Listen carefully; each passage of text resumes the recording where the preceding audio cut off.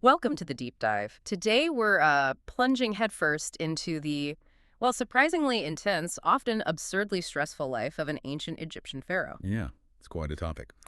Our source material for this deep dive comes from an insightful YouTube channel, Sleepless Historian, and it offers a really unique perspective on what it really meant to be a living god. Right. And our mission today, essentially, is to unpack the relentless burdens, the immense expectations, and the profound personal sacrifices involved in holding what was arguably the most powerful job on earth. Hmm. We want to reveal the hidden downsides behind that glittering facade of divine rule. And maybe think about what this tells us about absolute power itself. Okay, let's unpack this. So to really get it, we have to go right back to the very beginning, birth. You've just been born, but you're not just any baby. Oh, not at all. From your very first breath, you are a political event. Yeah. That's the key. A political event. Wow. Instantly, you're swaddled in ceremonial linen, inspected by priests, declared the physical embodiment of Horus. Everyone around you is basically panicking. Panicking why? Because you're fragile. Not exactly. More because you're the next living god. If you, cough the wrong way, Mm-hmm. the court astrologer might declare a national crisis. They're analyzing every breath for divine omens. Mm. Seriously. That sounds nothing like a normal childhood. Were there any, comforts, toys, anything? Absolutely none. Forget toys. You get ceremonial scepters you definitely can't chew on. Right. No lullabies, just hymns chanted by elderly priests who probably smell strongly of frankincense and, well, regret. And the crib. Gold-plated, sure, but likely colder than the Nile in February. Yeah. You've got this whole team of caretakers. Yeah. Their only job is to stop you from dying, disappointing the gods, or doing anything remotely undignified, like crawling. Can't have the divine crawling. So you're literally bottle-fed political expectations. Pretty much. And your first words, probably scripted, rehearsed phrases, not a spontaneous mama or dada. It's fascinating how deep this belief in divinity went. Was it, genuinely believed or more of a political tool? Oh, it was absolutely believed, not metaphorically. You were raised from infancy to genuinely believe you are divine. The sun rises for you, which sounds nice. Until you realize the whole kingdom holds you personally responsible if it doesn't. Ooh. And even before you can walk, you're being groomed to rule. Advisors are plotting your education, your image. Your spouse already? Probably. And spoiler alert, they'll likely share your last name and maybe your distinctive jawline. The personal just vanishes. It's all political, right from the start. Your identity is basically state property. So, with identity already a state matter, what did a pharaoh's childhood even look like? Any room for play or just ritual from day one? Sounds like their schedule would make CEOs look lazy. You're spot on. No, take a nap on the golden tablet they wake you with. A golden tablet? Seriously? Yep. Detailing today's responsibilities before the stars are even out. First lesson. Hieroglyphs. Ah, the fun bird pictures. Well, not quite fun. Tiny pictures of birds' eyes, upside-down bread loaves that somehow form entire government policies. One wrong doodle. It wasn't just a mistake. It could theoretically alter a decree, maybe sentence someone to, what felt like eternal torment. High-stakes drawing class. What about religion? That must have been huge. Oh, massive. A huge chunk of your day. Constant quizzes, sacred names, how to bless a cucumber correctly. Bless a cucumber. Apparently. How many times to blink during an offering? If you messed up, a priest gives you this look like you just, sneezed on Ra himself. And these studies weren't just theoretical, right? No way. Super practical. Math wasn't just sums. It was for building monuments. Geometry. That was because someday you'd need to figure out how to stack 2.3 million limestone blocks without accidentally inventing a leaning pyramid. Right. And the public speaking. To crowds who think you control the weather. Yeah. Any room for error there? Zero. Absolutely none. You can't just wing it when your words are divine instruction. Say the wrong thing, maybe offend the harvest gods by accident. Boom, grain prices crash. Wow. By age 10, it's military strategy. You've probably never even thrown a rock properly, but now you need to know battlefield formations, river crossings. And how to smite the Nubians. Exactly. How to casually mention smiting the Nubians, those rivals down south. Forget philosophy class. You learn to maintain Ma'at. The cosmic balance thing. Yeah, sounds lovely and poetic. But really it means make sure crops grow, stop rebellions, and make sure nobody insults the gods during flood season. All taught by tutors who are also spies. Equal parts teachers, informants, and walking anxiety attacks, basically. So by the end of this childhood, your head is just crammed. Symbols, schedules, laws. And a healthy dose of political paranoia to keep you awake. Pretty much, yeah. What about, friends? Could a god in training even have normal friends? Well, the definition of friend gets tricky. Every kid you interact with, they're a political variable. That cheerful kid you race in the gardens, high priest's son, the one who always beats you at Senate, general's nephew. Ah. Everyone plays nice, sure, but it's because their family's career depends on you liking them. That's not friendship, that's networking. At age 7. And privacy, I'm guessing that wasn't a thing? Non-existent. Totally. Tutors report everything. Yeah. Did you question a ritual? Not good. Possibly heretical. You couldn't just sneak off. For 10 minutes. Forget it. Fun is suspicious. The palace guard gets alerted. The divine can't just wander off like a, farmer's goat. Heaven forbid. And showing favoritism. Dangerous. Invite one kid for a game. Suddenly 3 others are sending angry pictograms to their powerful dads. Say something nice to a noble's daughter. Let me guess, wedding bells. Rumors fly.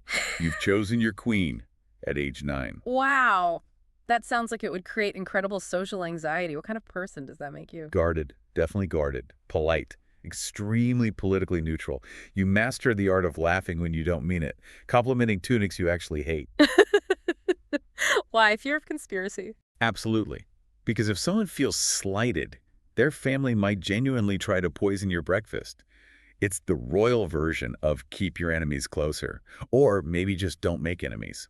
Not because you're nice, but because any one of those kids could grow up to be your assassin, your rival. Or your brother-in-law, yeah. The whole social scene was just a minefield. Okay, so by now, you're not just a prince. You're officially divine, actual God-on-earth divine. Priests say it, scrolls say it, people bow like you personally invented sunlight.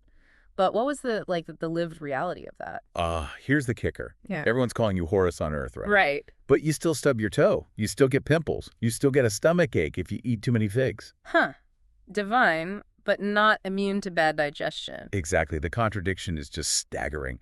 You're taught you're all-powerful, but you can't leave the palace without 5 guards, 3 priests, and a whole chariot procession. You supposedly control the Nile floods. But if you trip over a cat, uh-oh. Someone's whispering about bad omens. So you get blamed for everything. Droughts, riots, a bad harvest, all because you have to maintain Mayat. Yep, that's the deal. And the rituals required to maintain it.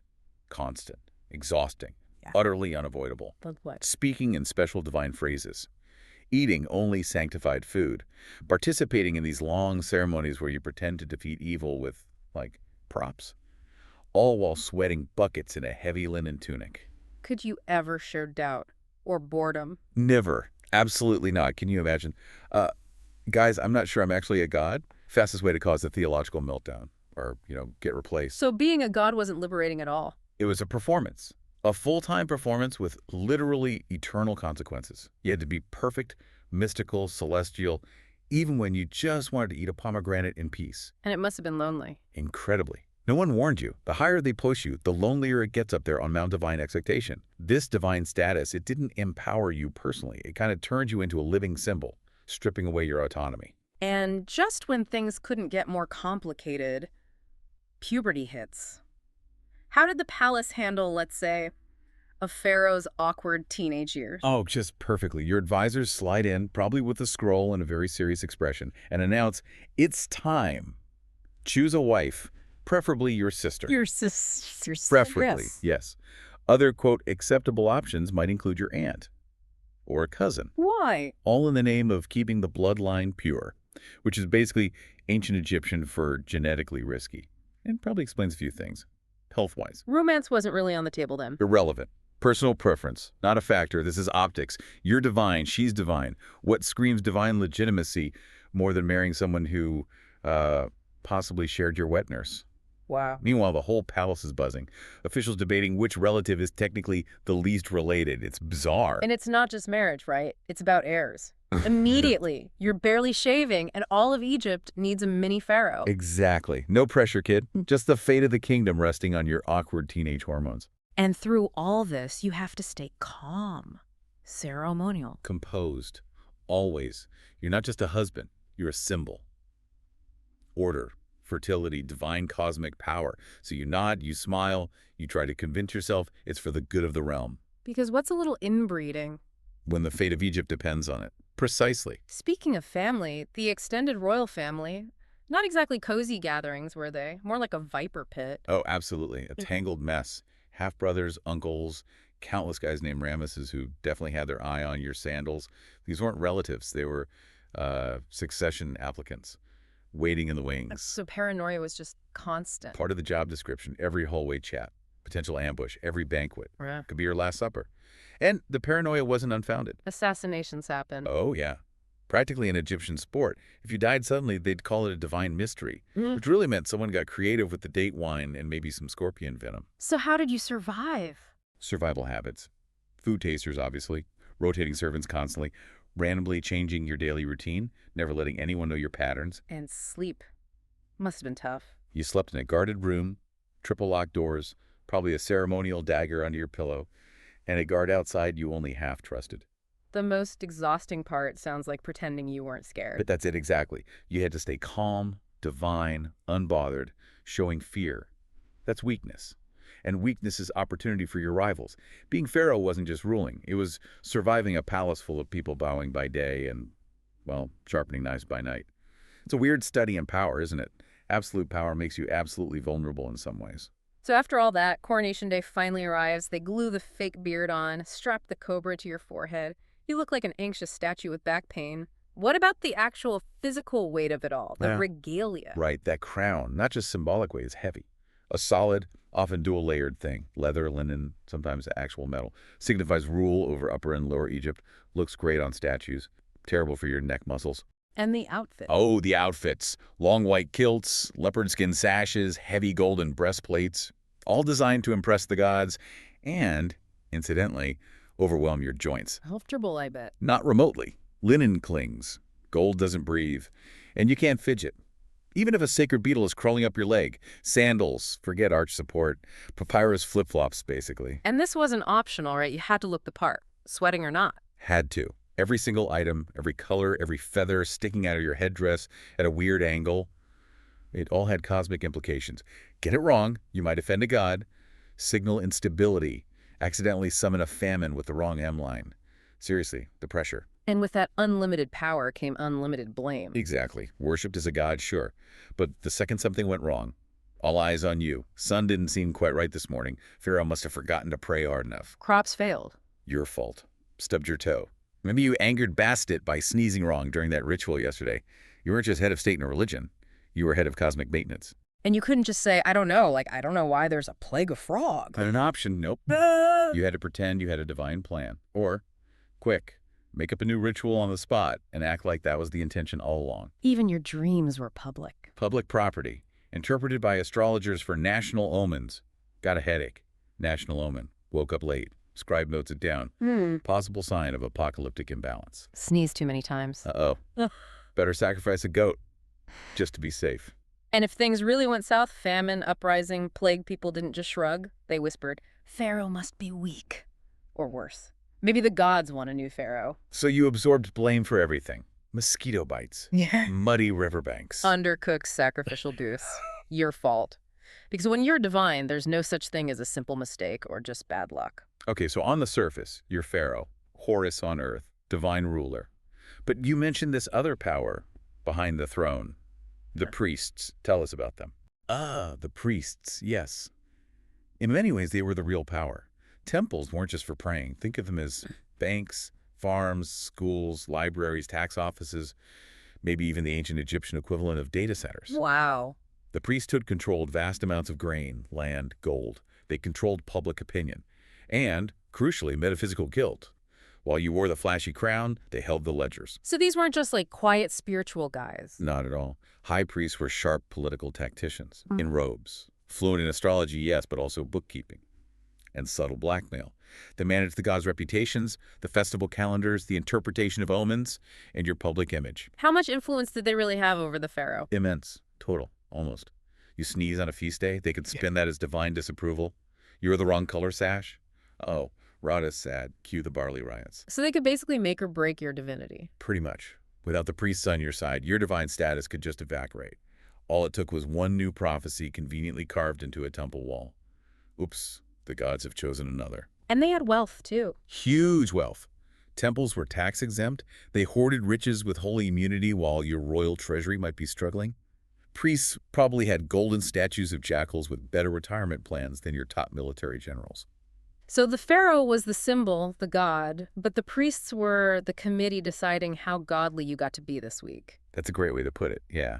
And while pretending to serve you, they were quietly diverting resources, maybe managing spies, possibly advising your enemies to, try prayer, and also maybe treason. It sounds like a constant balancing act. Totally. Mess with the temples, the nation could rebel, obey them completely, you slowly become their mascot. The gods might live in the heavens, sure, but their accountants definitely lived at Karnak. That dynamic, pharaoh versus priesthood, it shows how even divine power is always negotiated, isn't it? Usually with the folks meant to uphold it. Beyond the palace intrigues and the priests, pharaohs were expected to lead armies, personally. Grab your chariot and go smite some foreigners before breakfast. Pretty much. Divine authority needed to be seen. People had to see you, physically, leading the charge. Even if you secretly had no clue how to hold a spear without looking like you were trying to, pick up laundry. So you had to be at the front. Expected at the front, yeah. Shouting your divine catchphrase, whatever that was. Silently hoping the enemy didn't have particularly good archers this year. And winning quietly wasn't enough. Nope. You had to come back with proof. Prisoners, piles of loot, and grimly enough severed hands to impress the temple accountants back home. Yikes. But losing. Losing must have been a disaster for your image. Catastrophic doesn't even cover it. Injury, humiliation, a tactical retreat. All could be spun as divine displeasure. Or worse, an excuse for someone else to take over. So you were stuck in a cycle. Completely. Raise taxes to fund the war, fight the war to protect your image, then build a massive monument to exaggerate how well the war went. Did you even have a choice about fighting? Often, probably not. Generals demanded it. Advisors insisted. Or maybe the priests just ran out of festivals and decided it was, smiting season again. You weren't just pharaoh, you were kind of the marketing department for national military ambition. Okay, so after a life of rituals, paranoia, probably heat stroke, definitely family backstabbing, you finally die? You'd think that's it, right? Earned a break. Not in Egypt. No. Being dead just meant your job description changed. Now you're a full-time spiritual symbol. And a part-time horror movie prop. Huh. Tell us about the process. Well, the embalming starts right away. Organs removed, weighed, popped into canopic jars. Brain pulled out through your nose with a hook, carming. Body stuffed with resin-soaked linens. Then the coffins. Multiple coffins, each more ornate than the last, like divine Russian nesting dolls, covered in gold leaf protective spells. And the tomb, built to last forever. Designed to scream, immortality, which unfortunately also kind of screamed, please rob me. Yeah. Most pharaohs' tombs were looted within decades, maybe centuries if they were lucky. But the real insult wasn't just the tomb robbing, was it? It was something deeper. Oh, much deeper. The ultimate insult, the thing they feared most, was being forgotten. If your name was erased, your statues defaced, your mummy ending up, in a museum gift shop 3,000 years later. Then no afterlife. That was the belief. No afterlife. Name erasure was spiritual murder, and your legacy completely out of your hands once you were gone. So a jealous successor could just rewrite history. Absolutely. Erase your name, smash your statues, claim your victories. That disastrous battle you fought, nope, glorious victory now. Any embarrassing incidents, omitted. Future generations basically treated your legacy like a group project they didn't bother reading the notes for. It's quite a thought. You ruled empires, you were a god on earth, and now your gold sarcophagus is a display case. Your royal toenail clippings might be tagged in a storage box somewhere. Or worse, keychains. Your greatest reward, maybe, is being slightly misrepresented by a travel blogger 3,000 years later. It's the final, sort of ironic twist on a life defined by divine burden. So, after all this, what does it all mean? For us, looking back thousands of years later. Well, I think it really shows the immense, almost unbearable weight of absolute power when it's tied directly to cosmic responsibility. It created this incredibly isolated, demanding life for the pharaohs. A stark contrast to that glittering, divine public image. Exactly. It's a profound illustration, really, of how absolute power can paradoxically strip away someone's humanity, turning them into this living symbol, constantly performing. And it makes you think, doesn't it, about that tension between public appearance and private reality. How often leaders throughout history, even ones not declared literal gods, get caught in that same kind of trap. Absolutely. It leaves you with a question, maybe. When power becomes a performance and expectation becomes this crushing burden, what's the real cost to the individual holding that position? Hmm. And how do we, just as observers looking back, even begin to distinguish the myth from the actual man or woman underneath all that gold and linen? Something to ponder, perhaps, next time you feel like your boss is asking a bit too much. Thank you for joining us on this deep dive